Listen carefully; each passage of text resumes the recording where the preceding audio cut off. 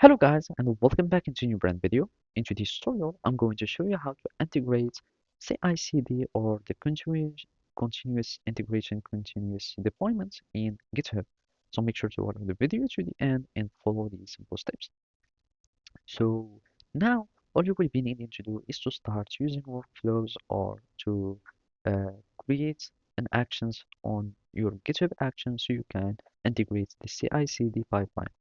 So basically, you would need just to go to repository in GitHub and then go to the project where you want to implement or integrate the CI/CD.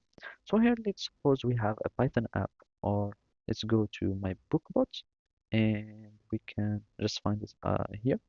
And now we will be needing just to go to GitHub Actions, and basically GitHub already offer a tool for CI/CD. And I'm just going to go for a new workflow. And as you can see, you can choose a workflow.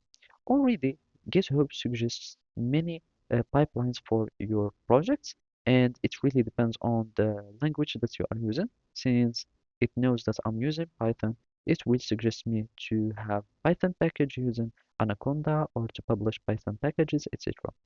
Since there is also like Django projects or whatever, you can start having or configure uh, all these deployments or all these uh, scripts. For example, if you are using a Django project, you can just build and test a Django project. You can just click on configure and it will import the whole CI/CD pipeline.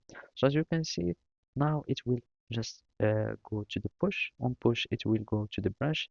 Here you specify the branches and the pulls also for the branches. And this is the jobs. Here it will start building the app and then you can add another scripts for deployments.